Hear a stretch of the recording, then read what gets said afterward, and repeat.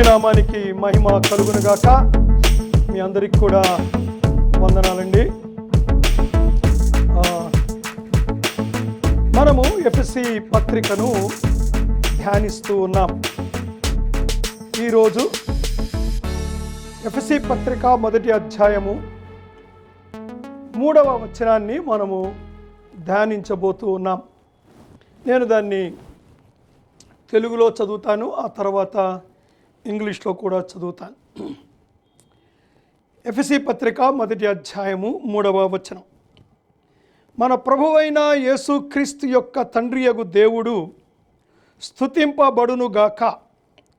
ఆయన క్రీస్తునందు పరలోక విషయములలో ఆత్మ సంబంధమైన ప్రతి ఆశీర్వాదమును మనకు అనుగ్రహించెను లేదా అనుగ్రహించును. 3వ వచనం, Ephesians chapter 1 verse 3. Blessed be the God and Father of our Lord Jesus Christ, who has blessed us with every spiritual blessing in the heavenly places in Christ. మళ్ళీ తెలుగులో చదువుతున్నాను. మన ప్రభు అయిన యేసుక్రీస్తు యొక్క తండ్రి యొక్క దేవుడు స్తుతింపబడును గాక. ఆయన క్రీస్తునందు పరలోక విషయములలో ఆత్మ సంబంధమైన ప్రతి ఆశీర్వాదమును మనకు అనుగ్రహించెను. ప్రియులారా, మనము ఎఫెసీ పత్రిక మొదటి అధ్యాయము 3వ వచనం దగ్గరకు వచ్చాం. 4 అంశాలను నేను ఇక్కడ మాట్లాడబోతూ ఉన్నాను. 4 భాగాలుగా మాట్లాడతాను. మొదటి భాగములో మన ప్రభు అయిన యేసుక్రీస్తు యొక్క తండ్రి యగు దేవుడు, the God and father of our Lord Jesus Christ అనే మాటను, ఆ ఫ్రేజ్ను చూడబోతూ ఉన్నాం. యేసు ప్రభు దేవుని కుమారుడు, తండ్రి కుమార పరిశుద్ధాత్మ దేవుడు ఇక్కడ దాకా బాగానే ఉంది. ఇక్కడ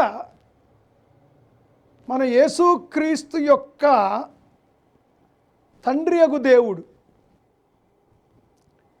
God of our Lord Jesus Christ. యేసు ప్రభుకు దేవుడు ఉన్నాడా? అది మొదటి విషయం. దాన్ని మొదటిగా మనం అర్థం చేసుకోబోతూ ఉన్నాం. అవుననే దేవుని వాక్యం చెప్తూ ఉంది. దీన్ని ఎలా అర్థం చేసుకోవాలి? దీని భావం ఏంటి? కొన్ని వచనాలు ఉన్నాయి. ఈ మాట, యేసు ప్రభువుకు దేవుడు ఉన్నాడు అనే మాటలు ఎక్కడెక్కడ ఉన్నాయో నేను కొద్దిగా మీకు చదివి వినిపిస్తాను. ముందుగా మత్తయి సువార్త 27వ అధ్యాయము. ఇక్కడ యేసు ప్రభువారు సిలువ వేయబడిన తర్వాత ప్రభు ఇలా అంటున్నాడు. 46వ వచనం. ఇంచుమించు 3 గంటలప్పుడు యేసు ఏలీ ఏలీ లామా సబక్తాని అని బిగ్గరగా కేక వేసెను. ఆ మాటకు నా దేవా నా దేవా నన్నెందుకు చెయ్యి విడిచితివి అని అర్థం. మరొక వాక్య భాగం యోహాను సువార్త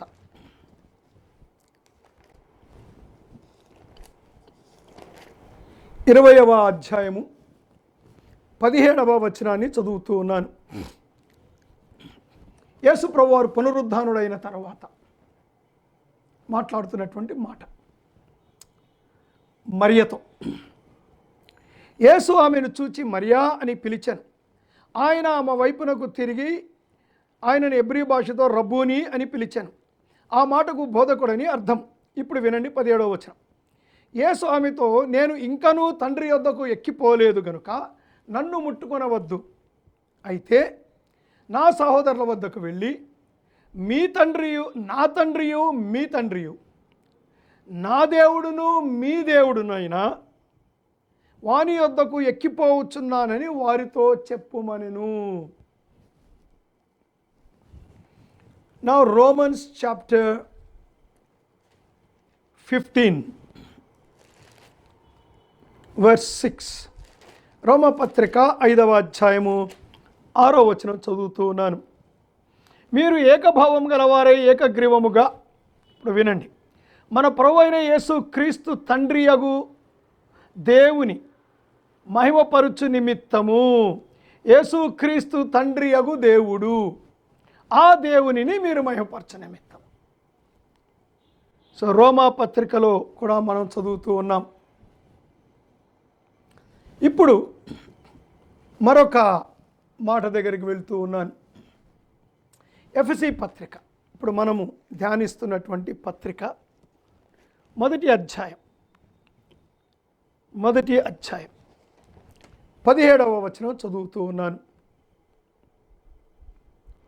కిందకు వస్తే, మన ప్రభువైన యేసు క్రీస్తు యొక్క దేవుడైన మహిమాస్వరూపియగు తండ్రి, బాగా గమనించారా, మన ప్రభువైన యేసు క్రీస్తు యొక్క దేవుడైన మహిమాస్వరూపియగు తండ్రి. Now in all these versus, ఈ అన్ని వచనాల్లో కూడా మనము చాలా క్లియర్గా చదువుతున్నాము, జీసస్ హ్యాస్ గాడ్. యేసు ప్రభువుకు దేవుడు ఉన్నాడు. అదేమిటండి? కాస్త జాగ్రత్తగా వినాలి. వాక్యం చెప్తుంది కదండి, కాదని ఎలా అంటాం దాన్ని? Then how do we understand that? మనకు ఈ మాట ఏమి బోధిస్తూ ఉంది? దీనికి అర్థం చేసుకోవడానికి ముందు ఒక విషయం క్లారిటీ ఇవ్వాలి. యేసు ప్రభు నిజమైన దేవుడు.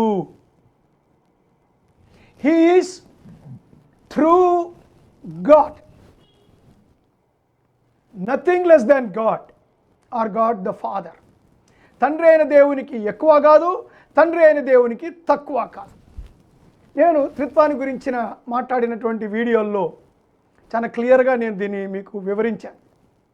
ఆల్ రైట్, ఇప్పుడు నేను కొన్ని వచనాలు చూపిస్తాను. Jesus is true God.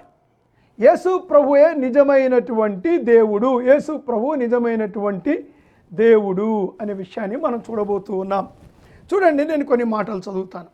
అపోస్తుల కార్యములు 20వ అధ్యాయము 28వ వచనం చదువుతూ ఉన్నాను. అపోస్తుల కార్యములు 20వ అధ్యాయము 28వ వచనం. దేవుడు తన స్వరక్తమిచ్చి సంపాదించిన తన సంఘము. దేవుడు తన స్వరక్తమిచ్చి సంపాదించిన సంఘం. స్వరక్తం ఇచ్చింది ఎవరు? యేసు ప్రభు. సో ఇప్పుడు యేసు ప్రభు ఏమని పిలువబడుతున్నాడు? పౌలు ఎఫెసీ సంఘస్థులతో మాట్లాడుతూ, ఇక్కడ ఈ భాగంలో ఎఫెసీ సంఘస్థులతో మాట్లాడుతున్నాడు పౌలు. మాట్లాడుతూ ఏమంటున్నాడంటే, ముఖ్యంగా సంఘ పెద్దలతో మాట్లాడుతూ, దేవుడు తన స్వరక్తం ఇచ్చుకున్న సంఘము. సో యేసు ప్రభు దేవుడు. ఫిలిప్పీ పత్రిక 2వ అధ్యాయం, ఫిలిపియన్స్ చాప్టర్ 2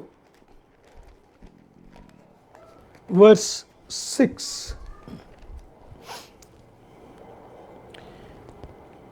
ఆయన అంటే యేసు ప్రభు దేవుని స్వరూపమును కలిగిన వాడై ఉండి దేవునితో సమానముగా ఉండుట. సో ఆయన దేవునితో సమానుడు, దేవునితో సమానుడు.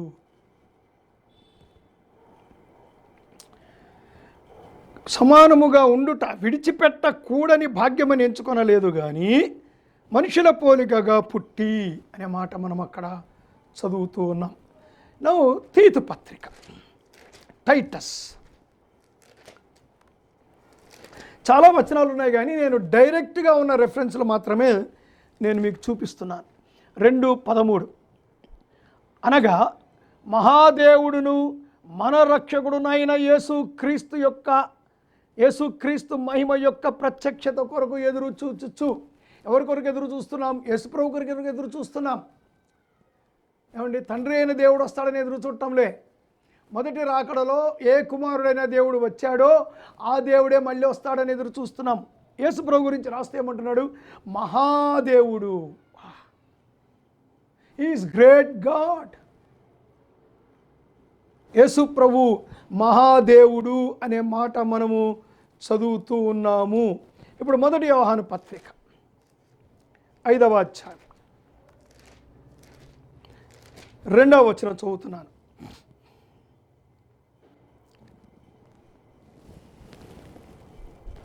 20వ వచనం, 5:20. 1 John 5:20.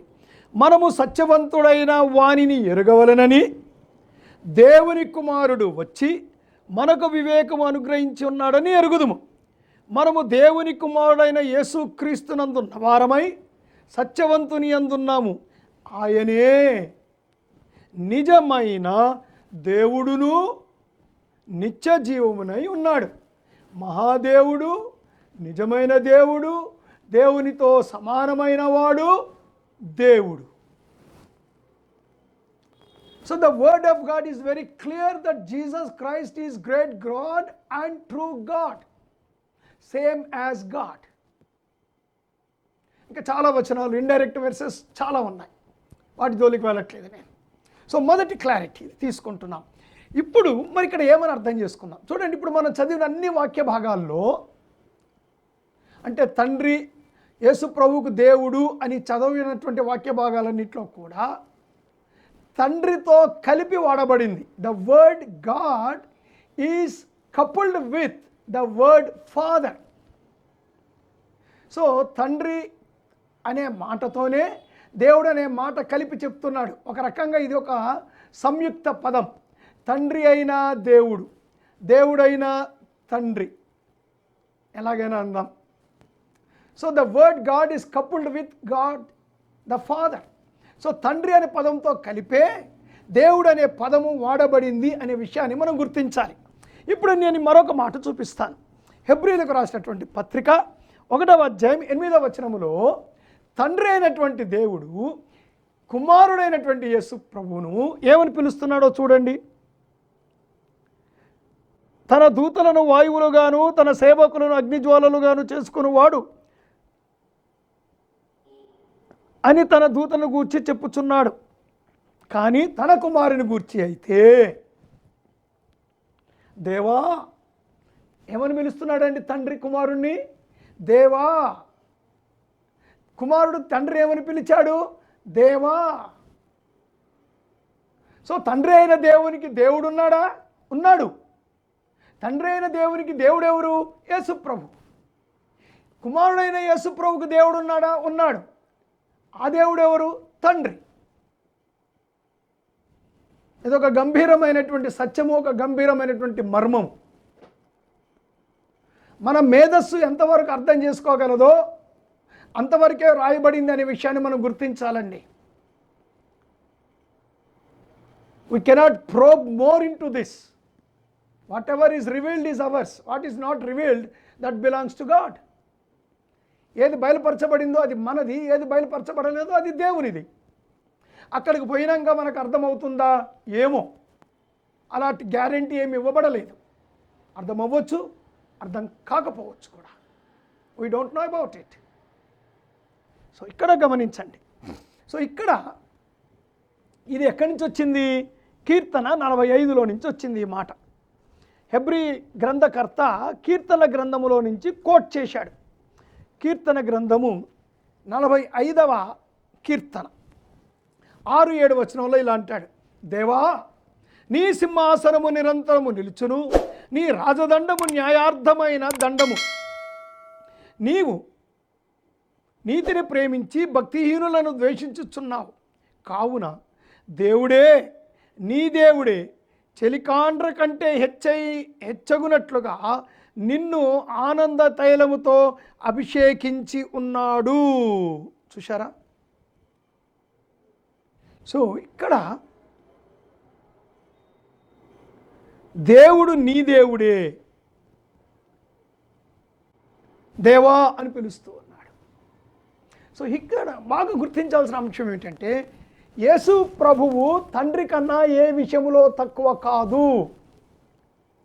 They are co exist, co eternal and co essence అని చెప్తాం థియాలజీలో. అంటే కో ఎటర్నల్ సహనిత్యత్వం గలవారు, కో ఎగ్జిస్ట్, సహ ఉనికి కలిగిన వారు,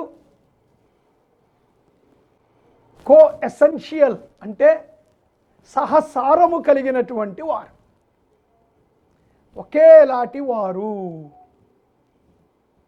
అదండి. కాబట్టి ఇక్కడ మనం కన్ఫ్యూజ్ అవ్వాల్సిన అవసరం ఏమీ లేదు. మరి ఎందుకు అలా వాడబడింది, ఎందుకు అలా రాయబడింది? చూడండి, ఇక్కడ మనం అర్థం చేసుకోవాల్సింది ఏంటంటే, 2 ప్రధానమైన సత్యాలు లేదా 3 ప్రధానమైన సత్యాలు మనకు చెప్తున్నాడు.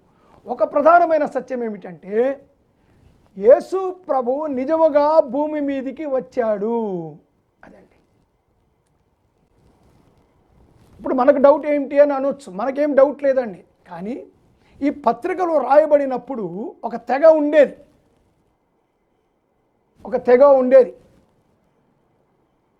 వాళ్ళు ఏమన్నారంటే, యేసుప్రభు నిజంగా శరీరధారిగా రాలేదు, అలా గోచరించాడు అన్నారు వాళ్ళు.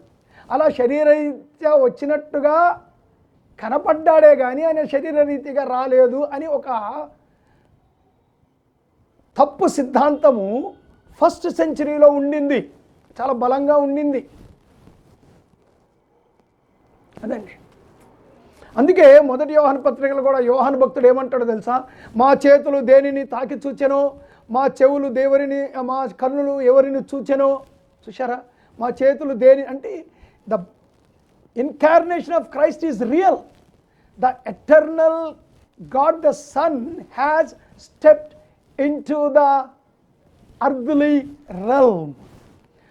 ఏమండి, the second person of the Trinity, of the Holy Trinity, has stepped into this physical realm from heavenly realm.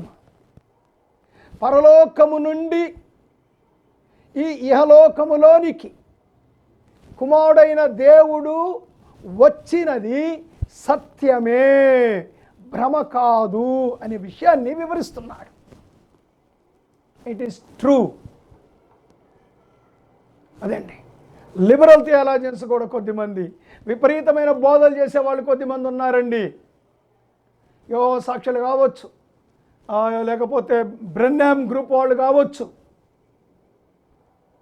వీళ్ళందరూ కూడా ఏమనుకుంటున్నారు, ఒక దూత వచ్చాడు అనుకుంటున్నారు. కాదు, ఆ సత్యాన్ని చెప్పడానికే ఈ మాటలు వాడినట్లుగా మనం అర్థం చేసుకోవాలి. రెండవది, ఇక్కడ యేసు ప్రభు యొక్క పునరుద్ధానానికి సంబంధించిన అంశము కూడా ఉంది. నేను హెబ్రీయులకు రాసిన పత్రిక 13వ అధ్యాయం చదువుతున్నాను. హీబ్రూస్ చాప్టర్ 13, హెబ్రీ పత్రిక 13వ అధ్యాయం, హీబ్రూస్ చాప్టర్ 13 వర్సెస్ 20 and 21 బాగా వినండి. గొర్రెల గొప్ప కాపరి అయిన యేసు అను మన ప్రభువును నిత్యమైన నిబంధన సంబంధమగు రక్తమును బట్టి మృతులలో నుండి లేపిన సమాధానకర్తయగు దేవుడు యేసుక్రీస్తు ద్వారా మన దృష్టికి అనుకూలమైన దానిని మనలో జరిగించుచు అంటాడు. సో మృతులలో నుండి లేపిన సమాధానకర్తయగు దేవుడు. సో ఇక్కడ యేసుక్రీస్తు యొక్క తండ్రి, యేసుక్రీస్తు యొక్క దేవుడు అని కంబైన్డ్గా చెప్పినప్పుడు అర్థం ఏమిటంటే, ఇక్కడ ఒక సత్యాన్ని చెప్తూ ఉన్నాడు. ఏమిటంటే, యేసు ప్రభు వారు మృతులలో నుండి లేచినది వాస్తవం. నేను ఇంతకుముందు ఒకసారి పునరుద్ధాన the theories of resurrection of Christ గురించి నేను ఇంతకుముందు ఒకసారి మాట్లాడాను. చాలామంది అంటే లిబరల్ థియాలజియన్స్ కానీ వీళ్ళు ఈవెన్ ముస్లిమ్స్ కానీ ఇలాంటి వాళ్ళు చాలామంది యేసు ప్రభు పునరుద్ధానుడు కాలేదు అంటే ఆయన చనిపోనే లేదు కాబట్టి ఆయన పునరుద్ధానుడే కాలేదు, ఆయన మూర్ఛపోయాడని, లేకపోతే శవాన్ని దొంగిలించి ఇంకెవరినో పెట్టారని, ఇలాంటివి ఎన్నో వచ్చాయి. మొదటి శతాబ్దంలో కూడా అది ఉన్నది. ఎందుకంటే యేసుప్రభు వారు తిరిగి లేచిన తర్వాత ప్రధాన యాజకులు వాళ్ళకి లంచం ఇచ్చి ఏం ప్రచారం చేయమని చెప్పారండి? ఆయన శిష్యులు ఆయన శవాన్ని దొంగిలించుకుపోయారు అని ప్రచారం చేయమని చెప్పారు వాళ్ళు. ఆ ప్రచారం జరిగింది. సో ఆ ప్రచారం ఉన్నది ఈ మాటలు రాసేటప్పుడు. ఇక్కడ ఒక సత్యం ఏం చెప్తున్నాడంటే, ఆయన లోకంలోనికి వచ్చినది సత్యము, చనిపోయినది సత్యము, తిరిగి లేచినది సత్యం. ఆ సత్యాన్ని వివరిస్తూ ఇక్కడ మాట్లాడుతున్నాడు. మూడవ సత్యం ఏమిటంటే త్రిత్వాన్ని గురించి చెప్తున్నాడు. అంటే త్రిత్వములో ముగ్గురు వ్యక్తులు ఉన్నారు. తండ్రి అయిన దేవుడు ఉన్నాడు, కుమారుడైన దేవుడు ఉన్నాడు, పరిశుద్ధాత్మ దేవుడు ఉన్నాడు. కొంతమంది తప్పుగా అర్థం చేసుకుంటారు. తండ్రే కుమారుడిగా పుట్టాడని, చనిపోయి తిరిగి లేచి వెళ్ళిపోయి మళ్ళీ ఆయనే పరిశుద్ధాత్మగా వచ్చాడని కాదు. తండ్రి తండ్రే, కుమారుడు కుమారుడే, పరిశుద్ధాత్మనే. ఒకే దేవుడు, ముగ్గురు వ్యక్తులు ఉన్నారు. That's all. ఆ సత్యాన్ని కూడా ఇక్కడ వివరిస్తూ ఈ మాటను మాట్లాడుతూ ఉన్నాడు. నా ఇప్పుడు నేను రెండవ అంశంలోనికి వెళ్తాను.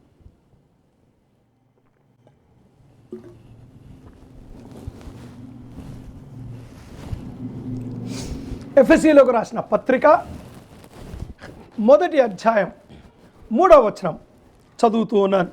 బాగా గమనించండి. మన ప్రభు అయిన యేసుక్రీస్తు యొక్క తండ్రి యొక్క దేవుడు స్తుతింపబడునుగాక. ఆయన క్రీస్తునందు పరలోక విషయములలో ఆత్మ సంబంధమైన ప్రతి ఆశీర్వాదమును మనకు అనుగ్రహించెను. ఇంగ్లీష్లో చదువుతున్నాను. ఇప్పుడు అవసరం ఇంగ్లీష్ వాక్యం, ఇప్పుడు అవసరం మనకు. Blessed be the God and Father of our Lord Jesus Christ, who has blessed us with every spiritual blessing in the heavenly places in Christ. దేవుడు మనకు ఆశీర్వాదాన్ని ఇచ్చాడు. ఇప్పుడు మనం ఇక్కడ అర్థం చేసుకోవాల్సిన మాట ఆశీర్వాదము. సో రెండవదిగా మనం ఇక్కడ అర్థం చేసుకోవాల్సింది ఆశీర్వాదం. తెలుగులో ఆత్మ సంబంధమైన ప్రతి ఆశీర్వాదము అనే ఒక్కసారే ఉంది ఆశీర్వాదం అనే మాట. కానీ ఇంగ్లీష్లో అలా లేదు. ఇంగ్లీష్లో 3 times the word blessed is used 3 times. Blessed be the God and father of our Lord Jesus Christ. తెలుగులో మన ప్రభు అయిన యేసుక్రీస్తు తండ్రి యొక్క దేవుడు స్తుతింపబడునుగాక. అంటే ఇంగ్లీష్లో బ్లెస్సెడ్ అన్నాడు, తెలుగులో అదే మాటను స్తుతించుట అన్నాడు. Who has blessed us with every spiritual blessing. తెలుగులో అన్నాడు ప్రతి ఆశీర్వాదమును మనకు అనుగ్రహించును అన్నాడు. ఈ బ్లెస్డ్ us, బ్లెస్డ్ అనుగ్రహించెను అని ట్రాన్స్లేట్ చేశారు. With every spiritual blessing in the heavenly places in Christ. ఇంగ్లీష్లో అలా ఉంటే తెలుగులో ఏముందంటే పరలోక విషయములలో ఆత్మ సంబంధమైన ప్రతి ఆశీర్వాదము. తెలుగులో ట్రాన్స్లేషన్ కరెక్టే, ఇంగ్లీష్లో కూడా కరెక్టేనండి. అర్థం కావడానికి చక్కగా తెలుగులో ఉంది. ఇంగ్లీష్ వాళ్ళకి అది ఇంగ్లీష్లో ఖచ్చితంగా అలాగే అర్థమవుతుంది. ఇది అర్థం చేసుకోవడానికి నేను గ్రీక్ పదం దగ్గరికి వెళ్ళాలి, లేకపోతే మనం అర్థం చేసుకోలేం.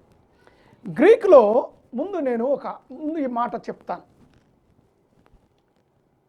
యులోజియా అనే మాట. యులోజియా, యులోగేటాస్ అనే 3 మాటలు. సరే, యులో అనేది ఒక మాట, లోగాస్ అనేది 2వ మాట. ఈ 2 కలిపారన్నమాట అండి. సో యులో అంటే లేదా యు అంటే వెల్, గుడ్, మంచిది అని అర్థం. యు అంటే వెల్ అండ్ గుడ్. లోగాస్ అంటే మాట, పలుకుట అని అర్థం. అంటే మంచి మాట పలుకుట. దేవుడు మన గురించి మంచి మాటలు పలికాడు, వాటిని ఆశీర్వాదాలు అంటాం. ఏమండి, తండ్రి తన బిడ్డల గురించి పలికే మంచి మాటలు ఆశీర్వాదాలు. దేవుడు మన గురించి పలికే మంచి మాటలు ఆశీర్వాదాలు. సో ఆశీర్వాదము అంటే దేవుడు మన గురించి లేదా మన మీద పలికిన మంచి మాటలు.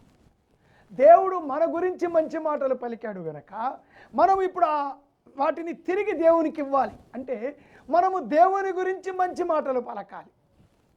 దాన్నే ఇంగ్లీష్లో బ్లెస్సెడ్ బీ గాడ్ అన్నాడు. అంటే స్తుతించండి, స్తుతికి పాత్రుడు. అది అండి ఇక్కడ మనం అర్థం చేసుకోవాల్సింది. సో నౌ ఈ 3 మాటల దగ్గరకు వద్దాం. ముందు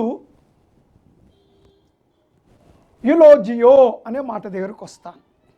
యులోజియో, యులోజియో అంటే అది వర్బ్. యో అని చివరిలో వచ్చింది చూసారా? యులోజియో అనేది వర్బ్, క్రియ. ఇక్కడ అంటాడు అనుగ్రహించాను, అనుగ్రహించాను అంటే దేవుడు మనకు అనుగ్రహించాడు. That is the verb eulogeo. దేవుడు మనకు అనుగ్రహించాడు. ఏం అనుగ్రహించాడు? ఏమి ఆశీర్వాదాలను దేవుడు మనకిచ్చాడు?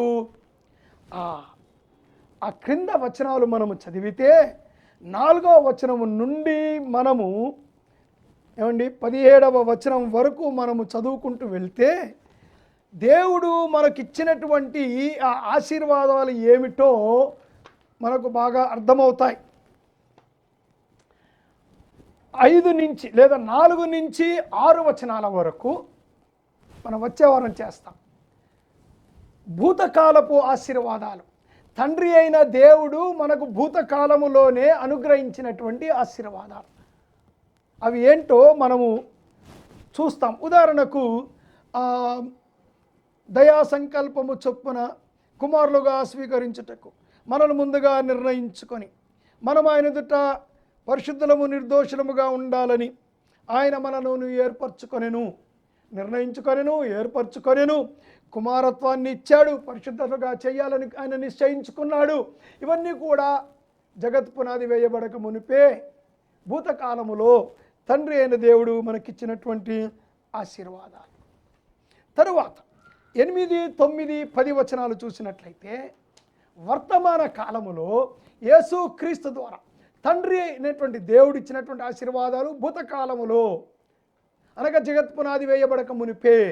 ఇప్పుడు వర్తమాన కాలంలో కుమారుడైనటువంటి దేవుడు మనకిచ్చినటువంటి ఆశీర్వాదాలు 7 నుంచి 10 వరకు.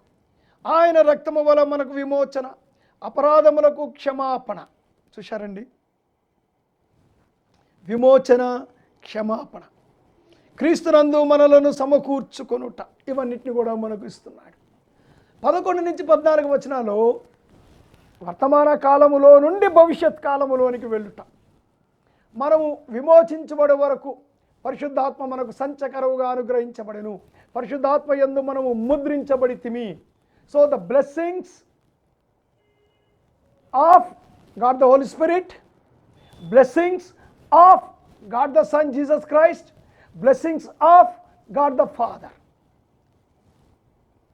తండ్రి అయిన దేవుని నుండి ఆశీర్వాదాలు భూతకాలానికి చెందినవి, వర్తమాన కాలమునకు చెందిన కుమారుడైన దేవుని యొక్క ఆశీర్వాదాలు వర్తమాన కాలములో నుండి భవిష్యత్ కాలములోనికి తీసుకొని వెళ్ళే పరిశుద్ధాత్మ దేవుని యొక్క ఆశీర్వాదాలు.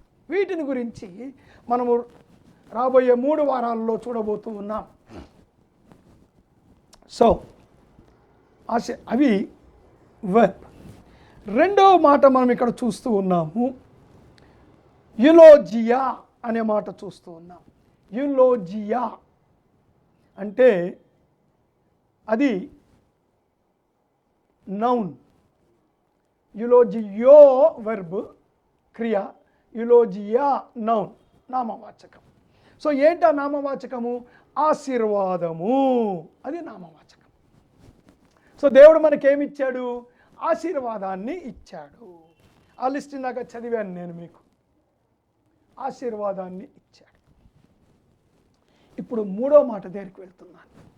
ఈ మాట ఏమిటంటే యులోగెటాస్, గెటాస్, యులోజియా, గెటాస్, టాస్, అది అడ్జెక్టివ్. సో ఇక్కడ blessed be the God the Father. So ఇక్కడ బ్లెస్సెడ్ అని మొదట ఇంగ్లీష్లో చెప్పిన మాట ఏమిటంటే అడ్జెక్టివ్. అడ్జెక్టివ్ అంటే ఏమిటి? విశేషణము. అంటే దేవుని గురించి చెప్తున్నాడు. ఏమని చెప్తున్నాడు? God is blessed. God is in a blessed state. దేవుడు ఆశీర్వాదకరమైనటువంటి స్థాయిలో ఉన్నాడు. దేవుడు ఆశీర్వాదకరమైనటువంటి స్థితిలో ఉన్నాడు. ఆశీర్వాదకరమైన స్థితిలో ఉన్నటువంటి దేవుడు మనకు ఆశీర్వాదాలను అనుగ్రహించాడు. కనుక మనము దేవునికి తిరిగి ఆశీర్వాదాన్ని ఇద్దాం. ఆయన మనకు ఆశీర్వాదం ఇచ్చాడు, మనము దేవునికి ఆశీర్వాదం ఇద్దాం. ఇక్కడ దేవునికి ఆశీర్వాదం ఇవ్వడం అంటే మనం దేవుని ఆశీర్వదిస్తామని కాదండి. గ్రీకు మాటలో, ఇంగ్లీష్లో కూడా మనం చెప్తే స్తుతించుట అనే మాట అర్థం అది. నేను వైన్స్ డిక్షనరీ అంటే గ్రీక్ డిక్షనరీ తీసి ఈ మాటలు నేను రీసెర్చ్ చేస్తూ ఉన్నప్పుడు నేను ఒక విషయాన్ని గమనించాను. ఏమిటంటే ఈ యులోజియో అనే మాటతో పాటు మెకారిజో అనే మాటను కూడా అక్కడే వివరించారు. అలాగే యూలోగేటాస్ అనే గ్రీకు మాటతో పాటు మెకారియోస్ అనే మాటను కూడా అక్కడే వివరించాడు. అలాగే యులోగియో అనే మాటతో పాటు యులోగియా అనే మాటతో పాటు మెకారిస్మోస్ అనే మాట కూడా వివరించారు.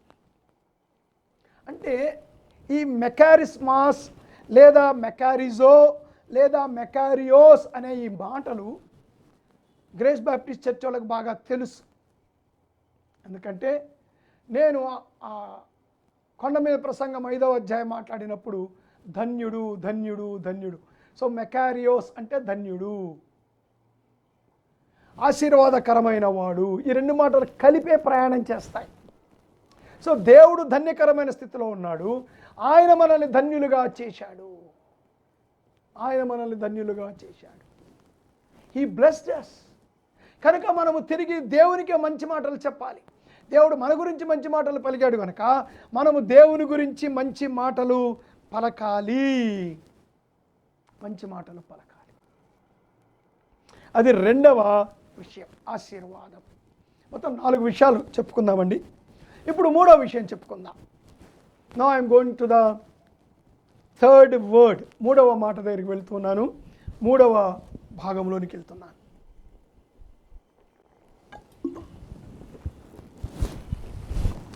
ఎఫెసీ పత్రిక 1వ అధ్యాయం 3వ వచనం మళ్ళీ చదువుతాను మీ కొరకు. మన ప్రభువైన యేసుక్రీస్తు యొక్క తండ్రి యొక్క దేవుడు స్తుతింపబడును గాక. ఆయన క్రీస్తునందు పరలోక విషయములలో ఆత్మ సంబంధమైన ప్రతి ఆశీర్వాదమును మనకు అనుగ్రహించెను. He blessed us with every spiritual blessing in the heavenly places in Christ. So 3వది, తండ్రి అయిన దేవుడు, దేవుడైనటువంటి దేవుడు మనకు ఆశీర్వాదాలను ఇచ్చాడు. ఈ ఆశీర్వాదాల పరిధి ఏమిటి? What is the location and spear of these blessings and what is the nature of these blessings? దేవుడు అనుగ్రహించినటువంటి ఆశీర్వాదాల యొక్క పరిధి, ఇవి ఎక్కడి నుంచి వచ్చాయి, వీటి స్వభావం ఏమిటి అన్నదాన్ని మాట్లాడుతున్నాడు. సో 3వ అంశం ఏంటంటే పరలోక సంబంధమైన ఆత్మ సంబంధమైన ప్రతి ఆశీర్వాదమును అనుగ్రహించెను. సో దేవుని నుండి వచ్చే ప్రతి ఆశీర్వాదం యొక్క పరిధి పరలోకము. అంటే దాని అర్థం ఏమిటంటే అది భూ సంబంధమైనది కాదు. They are coming from the heavenly realm. They are not belong to the physical realm. పరలోక సంబంధమైనవి, భూ సంబంధమైనవి కావు, భౌతిక సంబంధమైనవి కావు అని మనం అర్థం చేసుకోవాలి. సో ఏమిటి పరలోక సంబంధము, ఏమిటిది? ఎఫెసీ పత్రిక 1వ అధ్యాయం 21వ వచనం చదువుతాను.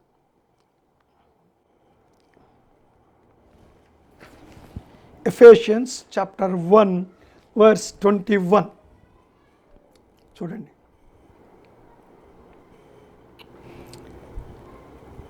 ఎంతో హెచ్చుగా పరలోకమందు ఆయనను తన కుడి పార్శ్వమున కూర్చుండబెట్టుకొనియున్నాడు.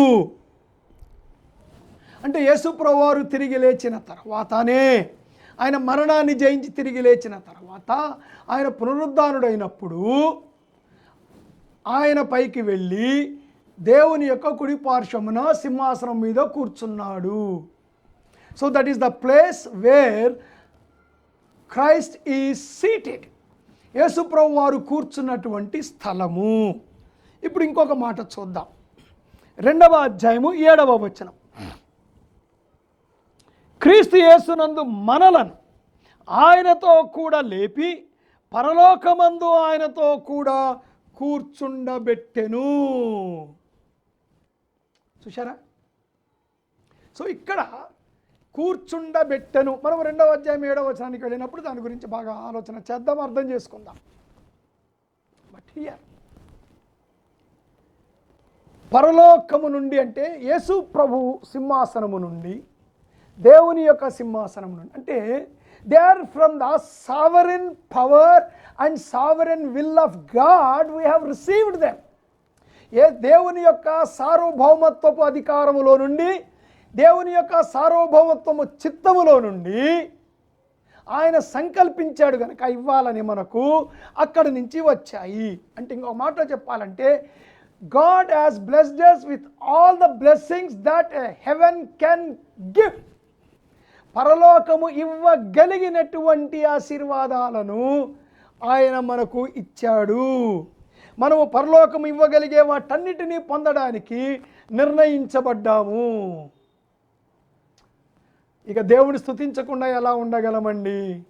అందుకే అంటాడు, దేవునిని స్తుతించండి, దేవునికి హల్లెలూయా చెప్పండి, దేవునికి వందన కృతజ్ఞతలు చెప్పండి, దేవునికి స్తుతులు చెల్లించండి అంటాడు. అందుకే what all heaven can offer, పరలోకము ఇవ్వగలిగినవన్నీ కూడా పొందడానికి ఎలాగా ఉన్నాయట? అది ఆయనతో కూడా లేపి అంటాడు. అని ఇది ఆత్మ సంబంధమైన స్వభావము కలవి. They do not have the physical nature. Earthly nature లేవండి వీటికి. వీటికి ఉన్న నేచర్ ఏమిటి? పరలోక సంబంధమైన స్వభావం ఉన్నది. ఇవి అర్థం చేసుకోవాలి అంటే భూ సంబంధమైన భాషతో, లేకపోతే భూ సంబంధమైన ఉదాహరణలతో, భూ సంబంధమైన ప్రశ్నలతో వీటిని అర్థం చేసుకోలేం. They are theocentric, they are not anthropocentric. అవి మానవ కేంద్రితమైనటువంటి ఆశీర్వాదాలు కాదు, అవి పరలోక కేంద్రము లేక దైవ కేంద్రితమైనటువంటివి. దేవునినే కేంద్రంగా కలిగినటువంటి ఆశీర్వాదాలు, మనిషి కేంద్రంగా కలిగినటువంటి ఆశీర్వాదాలు కాదు. That is why some people have tough time to understand these things. అంటే ప్రిడెస్టినేషన్, చూజన్, ఏమండి, ఎలక్షన్, ఈ మాటలు థియోసెంట్రిక్ మాటలు. They are not anthropocentric. అంటే మానవ కేంద్రితం కాదు, కానీ మానవుణ్ణి కేంద్రంగా పెట్టి వీటిని అర్థం చేసుకోవడానికి ప్రయత్నం చేసినప్పుడు తప్పుగా అర్థం చేసుకుంటున్నారు. దేవుణ్ణి కేంద్రంగా పెట్టి వీటిని అర్థం చేసుకున్నప్పుడే ఇవి మనకు కరెక్ట్గా అర్థమవుతాయి అనే విషయాన్ని గుర్తు చేసుకోవాలండి. దే ఆర్ హెవెన్లీ సెంట్రిక్, పరలోక కేంద్రంగా ఉన్నవి, భూకేంద్రానికి సంబంధించినవి కాదు, మానవ కేంద్రితం కాదు.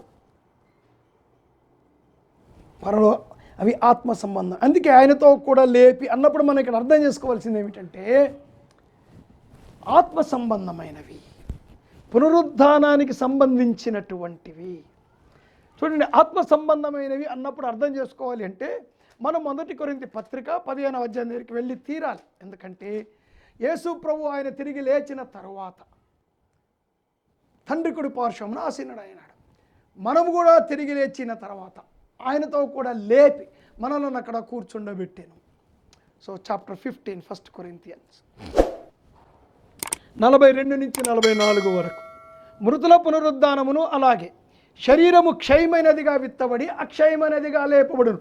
అంటే ఈ లోక సంబంధమైన ఆశీర్వాదాలు క్షయమయ్యేవి, నశించిపోయేవి, కానీ అవి అక్షయమైనవి. These are mortal and they are immortal. ఘనహీనమైనదిగా విత్తబడి మహిమగలదిగా లేపబడును. ఇవి ఘనహీనమైనవి, రోజు రోజుకి కుళ్ళిపోయేవి, కృషించిపోయేవి, వీటి విలువ తగ్గిపోయేది. అవి స్థిరస్థాయిగా ఉండేవి. బలహీనమైనదిగా విత్తబడి బలమైనదిగా లేపబడును. ప్రకృతి సంబంధమైన శరీరముగా విత్తబడి ఆత్మ సంబంధమైన శరీరముగా లేపబడును అంటూ 49లో అంటాడు, మనము మంటి నుండి పుట్టిన వాని పోలికను ధరించిన ప్రకారము పరలోక సంబంధి పోలికయు ధరింతుము. చూశారా?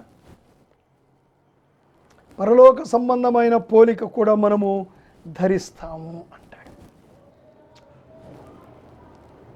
They are spiritual blessings.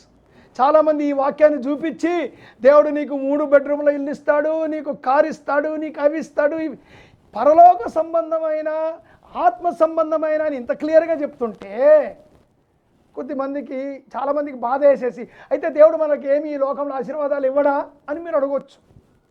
ఇస్తాడండి. ఒక తండ్రిగా మనం కుమారులం కదా, ఇస్తాడు. బట్ అవి ఇవ్వడం కొరకు యేసుప్రభు చచ్చిపోలేదు. అవి ఇవ్వడం కొరకు దేవుడు జగత్ పునాది వేయబడక మునిపే తీర్మానము చెయ్యలేదు.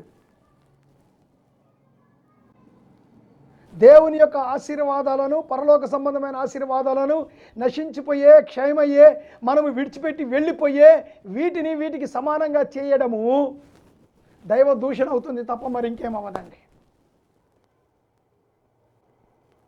అంత చిన్నవి దేవుడు ఇస్తాడని, వాటి కోసం మనం కకృతి పడాలని దేవుని వాక్యం చెప్పట్లేదు.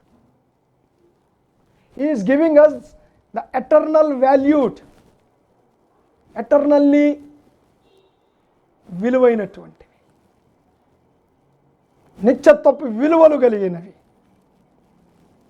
అవి ఏం కోరుకుంటున్నారులేండి, నిజంగా నువ్వు రక్షించబడితే అవి కోరుకుంటాం. సగం సగం రక్షణ ఉన్నోడు సగం భూమి మీద సగం పరలోకంలో కాలు పెడతాడు. అంతే కదండి. మరొక మాట చూశాం, దేవుని కుడిపార్శ్వమున కూర్చొని ఆయన మన కొరకు విజ్ఞాపన చేయుచున్నాడు. రోమాపత్రిక 8:34. What is that we are receiving? His intercession, the blessing. పరలోక సంబంధమైన ఆశీర్వాదం ఏంటో తెలుసండి, మన కొరకు ఆయన విజ్ఞాపన చేయడం. మనం చాలాసార్లు అంటాం కదా, పాస్టర్ గారు మీరు ప్రార్థన చేయండి, మీ ప్రార్థనలో బలం ఉందండి. ఏమండి,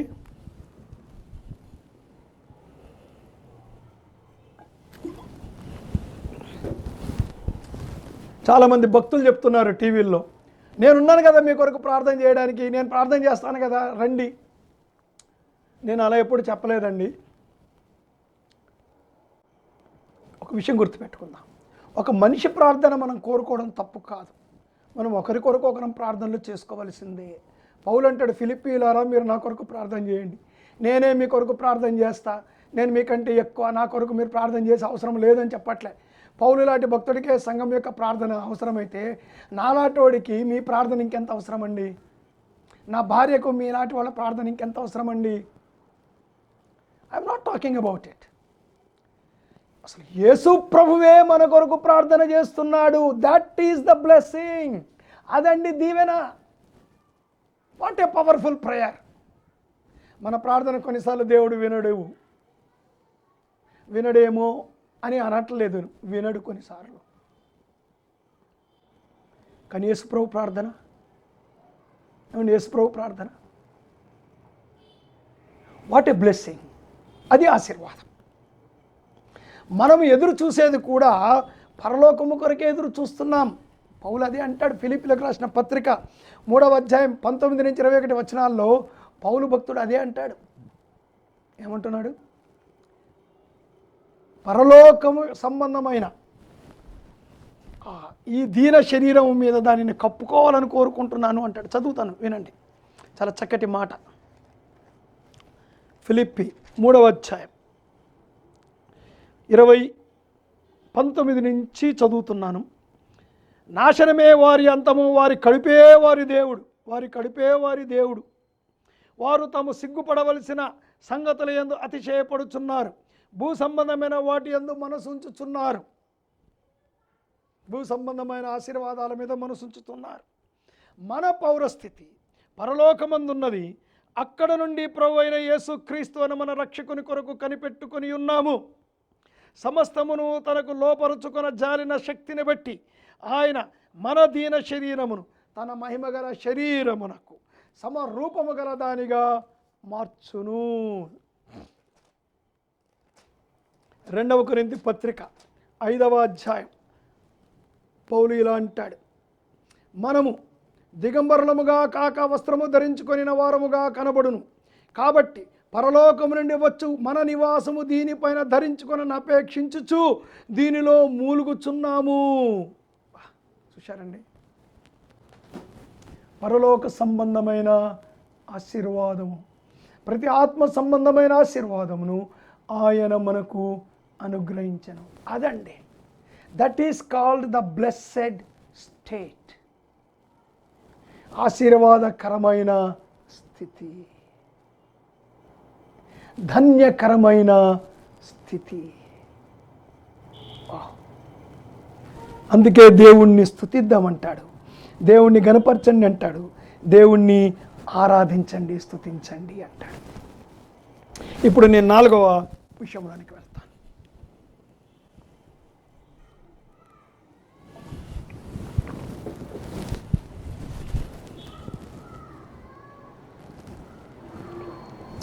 సో ఇప్పుడు ఎఫెసీ పత్రిక 1వ అధ్యాయము 3వ వచనం చదువుతున్నాను. మన ప్రభువు అయిన యేసు క్రీస్తు యొక్క తండ్రి యొక్క దేవుడు స్తుతింపబడును గాక. ఆయన క్రీస్తునందు, ఇన్ క్రైస్ట్, పరలోక విషయములలో ఆత్మ సంబంధమైన ప్రతి ఆశీర్వాదమును మనకు అనుగ్రహించెను. క్రీస్తునందు has blessed us with every spiritual blessing in the heavenly places in Christ. క్రీస్తునందు, ఈ మాట కూడా అర్థం చేసుకోవాలి. ఇప్పుడు ఎవరి ద్వారా ఈ ఆశీర్వాదాలు వచ్చాయి? Who is the mediator of these blessings? Or what is the media of these blessings?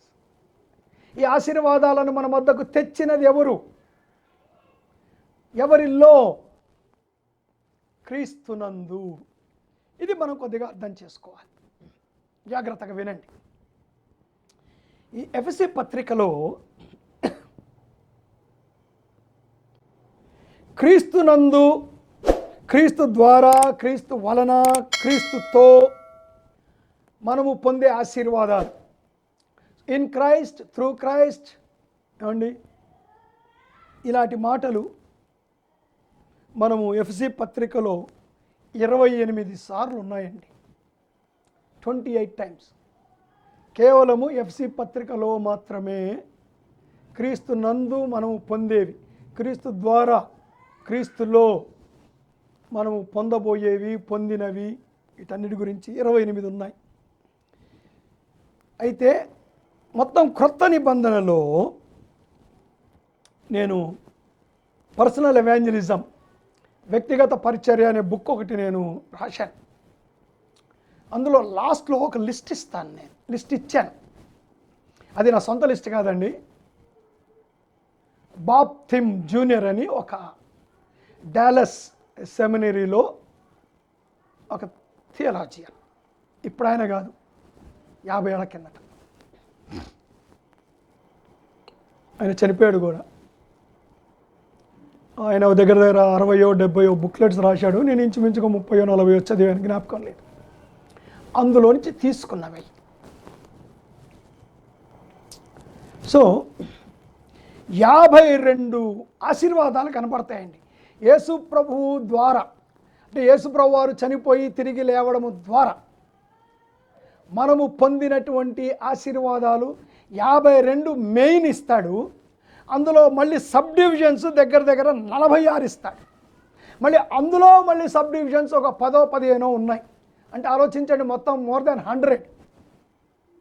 ఇప్పుడు అవన్నీ కూడా నేను ఇక్కడ లెక్క నేను మీకు ఇవ్వబోవడం లేదు. బట్ క్రీస్తునందు అనే మాట యొక్క ప్రాధాన్యత మనం గుర్తించాలి. ఇప్పుడు ఇక్కడ మనం అర్థం చేసుకోవాల్సింది ఏమిటంటే, దేర్ ఆర్ 3 హెడ్షిప్స్. 3 హెడ్షిప్స్ ఉన్నాయి. 3 వ్యక్తులు ఉన్నారు. ఆదామునందు, క్రీస్తులో, అబ్రహాములో. నిజానికి అబ్రహాములో అన్నది కూడా ఆదాములోనికే వస్తాడు. అయినప్పటికీ కూడా మనం అర్థం చేసుకోవడానికి నేను విభజన ఇస్తున్నాను. This is not a meticulous division. బల్లగుద్ది ఇదే అని చెప్పే పద్ధతిలో నేను చెప్పట్లేదు, కానీ టు అండర్స్టాండ్, అర్థం చేసుకోవడానికి. ఖచ్చితంగా 2 వ్యక్తులు, ఆదాములో మరణించాము, యేసు ప్రభువులో తిరిగి లేచాము. ఆదాములో పాపులమయ్యాము, యేసు ప్రభులో నీతిమంతులంగా తీర్చబడ్డాం. Under headship of Adam we received the old sin nature. Under the headship of Christ we received new nature. ఆదాములో మనం ప్రాచీన పాప స్వభావాన్ని పొందాం. ఇవన్నిటి గురించి మాట్లాడడం లేదు. 3 రకాల ఆశీర్వాదాలు. ఆదాములో ఆశీర్వాదాలు, అబ్రహాము క్రింద ఆశీర్వాదాలు. సో ఇక్కడ అబ్రహాము క్రింద అన్నప్పుడు the covenant blessings, Adamic blessings are human blessings, earthly blessings. ఆదాము ఆశీర్వాదాలు లేదా మానవుని యొక్క ఆశీర్వాదాలు లేదా మట్టికి సంబంధించిన ఆశీర్వాదాలు. రెండవది కవెనెంట్ బ్లెస్సింగ్స్, అనగా అబ్రహాముతో దేవుడు చేసిన నిబంధన ఫలితంగా వచ్చినటువంటి ఆశీర్వాదాలు. మూడవది క్రీస్తు నందు ఆశీర్వాదాలు, యేసు ప్రభువులో పొందినటువంటివి. They are the spiritual. So ముందు నేను ఆదాము దగ్గరకు వస్తాను. ఆదాములో, ఆదాము ద్వారా. సో ఆదాము ద్వారా ఏమిటి? శరీర సంబంధమైనవి, భూ సంబంధమైనవి, ఇహలోక సంబంధమైన ఆశీర్వాదాలు. ఆది కాండం. ఇప్పుడు ఆదాము ద్వారా వచ్చే శాపాలు వాటి గురించి మాట్లాడడం లేదండి. ఆది కాండము 1వ అధ్యాయం 28 నుంచి 30.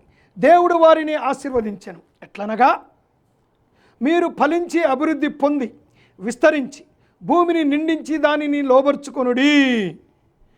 ఫలించండి, అభివృద్ధి పొందండి, విస్తరించండి, భూమిని నిండించండి, భూమిని లోబర్చుకోండి, సముద్రపు చేపలను, ఆకాశ పక్షులను, భూమి మీద ప్రతి ప్రాకు జీవిని ఏలుడని దేవుడు వారితో చెప్పాను. దేవుడు, ఇదిగో భూమి మీద ఉన్న విత్తనములిచ్చు, ప్రతి చెట్టును విత్తనములిచ్చు వృక్ష ఫలములు కదా ప్రతి వృక్షమును మీకు ఇచ్చి ఉన్నాను, అవి మీకు ఆహారమగును. భూమి మీద నుండి జంతువులన్నిటికీ, ఆకాశ పక్షులన్నిటినీ, భూమి మీద ప్రాకు సమస్త జీవులు, పచ్చని చెట్లని ఆహారమగునని పలికెను. ఆ ప్రకారము ఆయన. 2వ అధ్యాయము 15వ వచనం. మరియు దేవుడైన యెహోవా నరుని తీసుకొని, ద మ్యాన్, నరుని తీసుకొని, మనిషిని తీసుకొని ఏదైనా తోటను సేద్యపరచుటకు దానిలో ఉంచెను. అంటే ఈ లోకములో ఆదామును బట్టి దేవుడు ఆశీర్వాదాలు ఇచ్చాడు. ఏమిటి ఆశీర్వాదాలు? భూమినిచ్చాడు, సేద్యం చేయమన్నాడు, వ్యవసాయం చేయమన్నాడు, కష్టపడమన్నాడు, సంపాదించుకున్నాడు. ఎవరు కష్టపడితే వాళ్ళకి ఆశీర్వాదం ఉందండి. అతడు క్రైస్తవుడా, క్రైస్తవేతరుడా, నాస్తికుడా అవసరం లేదు. దేవుడు భయం లేకుండా బ్రతుకుతున్నటువంటి అమెరికా వాళ్ళకందరికీ ఎన్ని ఆశీర్వాదాలు ఉన్నాయండి. యేసు ప్రభువుని సిలువేసినటువంటి యూదులకు ఎన్ని ఆశీర్వాదాలు ఉన్నాయండి. ఇప్పటికీ ఇంకా నమ్మట్లేదు. అందుకే యేసు ప్రభు అన్నారు, నీతిమంతుల మీదను అనీతిమంతుల మీదను ఆయన సూర్యుని ఉదయింపచేయుచున్నాడు. నీతిమంతుల మీదను అనీతిమంతుల మీదను ఆయన వర్షమును కురిపించుచున్నాడు. These are all the blessings for all human beings. Is God the father అండి, సృష్టికర్త అయినటువంటి దేవుడు. అందుకే ఏమండి, కష్టపడి చదవాలి, కష్టపడి పని చేయాలి, తెలివి పెంచుకోవాలి, ఆరోగ్యం పెంచుకోవాలి, సోమరిగా పడుకోకూడదు, టైం వేస్ట్ చెయ్యకూడదు, చదవవలసిన వయసులో కష్టపడి చదవాలి. 35 మార్కులు వస్తే చాలు, 40 మార్కులు వస్తే చాలు, ఒడ్డుకు పడితే చాలు, ఉద్యోగం దొరకదయ్యా. అర్థమైందా? కష్టపడి చదవాలి, అవకాశాలు ఎక్కడున్నాయో ఎత్తుక్కోవాలి, అవకాశాలు అందిపుచ్చుకోవాలి, అవకాశాలని అందిపుచ్చుకోవడానికి అవసరమైన స్కిల్, నైపుణ్యము సంపాదించుకోవాలి. అవి క్రైస్తవుడైనా, క్రైస్తవేతరుడైనా, ఎవరైనా కూడా. Please understand this. These are all universal blessings. Human, earthly, humane, సంబంధించినవి. ప్రసంగి 9:10 చదువుతాను, ఒకసారి చూడండి. సామెతల నుంచి వెళ్దాం, మళ్ళీ వెనక్కి రావడం. 10వ అధ్యాయం సామెతలు 10, 4వ వచనం. బద్ధకముగా పనిచేయువాడు దరిద్రుడగును, శ్రద్ధ గలవాడు ఐశ్వర్యవంతుడగును. చూశారా? 12వ అధ్యాయం 24వ వచనం చదువుతున్నాను. శ్రద్ధగా పని చేయువారు ఏలుబడి చేయుదురు, సోమరులు వెట్టి పనులు చేయవలసి వచ్చును. వెట్టి పనులు చేయవలసి వచ్చును సోమరులు. టైం అంతా వేస్ట్ చేసి ఏం చేస్తామండి? ప్రసంగి ఇలా అంటాడు. ప్రసంగి గ్రంథం 9వ అధ్యాయం 10వ వచనం. చేయుటకు నీ చేతికి వచ్చిన, ఏమండి 9వ వచనం ఆఖరి నుంచి చదువుతాను. ఈ బ్రతుకునందు నీవు కష్టపడి చేసుకొనిన దాని అంతటికి అదే నీకు కలుగు భాగము. చేయుటకు నీ చేతికి వచ్చిన ఏ పని అయినను నీ శక్తి లోపము లేకుండా చేయుము. నీవు పోవు పాతాళమునందు, నీవు పోయే పాతాళమందు పని అయినను, ఉపాయమైనను, తెలివైనను, జ్ఞానమైనను లేదు. అంటే నో లేబర్, నో స్కిల్. ఉపాయం అంటే no skill, no wisdom, no understanding, ఇవేవి కూడా లేవు. సో అది ఒక ఆశీర్వాదం. మన క్రీస్తునందు కాడికి రావాలి మనం. రెండవది ఇన్ అబ్రహాం, అబ్రహాము నందు దీవెనలు. అవన్నీ కూడా ఏమిటి? కవెనెంట్. అంటే అబ్రహాముకు ఇస్సాకుకే వచ్చాయండి, ఇష్మాయిల్కు కానీ, హాగర్కు పుట్టిన వాళ్ళకు కానీ, కెతూరాకు పుట్టిన వాళ్ళకు కానీ ఇవ్వలేదు. వాళ్ళకి ఎక్కడి నుంచి వచ్చాయి? ఆదాము కింద వచ్చాయి. ఆదాము కింద వచ్చినాయి. ఇష్మాయిల్ సంతానాన్ని కావచ్చు, కెతూర సంతానాన్ని కావచ్చు, ఇస్సాకుకు. మళ్ళీ ఇస్సాకులో ఇద్దరికి ఉన్నారు కొడుకులు, ఇద్దరు కొడుకులు ఉన్నారు. ఏషావుకు రాలేదు. ఏషావుకి ఏమైనా దీవెనలు వస్తే అవి ఆదాము కింద వచ్చాయి, అబ్రాహాము కింద రాలేదు. యాకోబుకున్న 12 మంది కొడుకులకి వచ్చాయి, ఇజ్రాయెల్ పీపుల్. సో ఎన్ని ఆశీర్వాదాలు వాళ్ళ కొరకు ఉన్నాయో తెలుసండి? ఎన్ని నోబెల్ ప్రైజులు వాళ్ళకు వచ్చాయండి? They are all covenant blessings. వాళ్ళు ఎవరు కూడా యేసు ప్రభువుని నమ్ముకున్న వాళ్ళు కాదు. They are not in Christ. ఇప్పుడున్న యూదులు ఎవరు కూడా they are not in Christ. వాళ్ళు క్రీస్తులో లేరు. వాళ్ళు ఇంకా యేసు ప్రభువుని నమ్మట్లేదు. అయినా వాళ్ళు తలగా ఉంచుదు కానీ తోకగా ఉంచను, అది మనది కాదండోయ్, వాళ్ళది. ఏమండి? ఇప్పుడు మూడవది క్రీస్తునందు. So what are they? చదవబోతున్నాం మనం. ఎఫెసీ పత్రికలో చదవబోతున్నాం మనం. విమోచన, పాపక్షమాపణ, దత్తపుత్రత్వము, పరలోకములో స్వాస్థ్యము, విమోచన, పరిశుద్ధత, నీతిమంతులముగా తీర్చబడుట, పరిశుద్ధాత్మను పొందుట, దేవుని యొక్క వాక్యాన్ని పొందుట, ఆయన శరీరములో ఒక అవయవముగా మార్చబడుట, ఆయన యొక్క ఆలయములో ఒక ఇటుకగా ఉంచబడుట. So many blessings we are going to read and learn. ఎఫెసీ పత్రికలో మనం వీటిని చదవబోతున్నాం, వీటిని మనము వినబోతూ ఉన్నాము. కాబట్టి ప్రియులారా, ఎఫెసీ పత్రికను మిస్ అవ్వకండి. ఇప్పటిదాకా మనం చూసినది ప్రారంభ మాటలే. వచ్చే వారం నుంచి we are really going into the depths of the book of Ephesians. ఎఫెసీ పత్రికలో లోతులలోనికి, పసిఫిక్ సముద్రం లోతులోనికి వెళ్ళినట్లుగా ఆ లోతులోనికి మనము వెళ్ళబోతూ ఉన్నాం.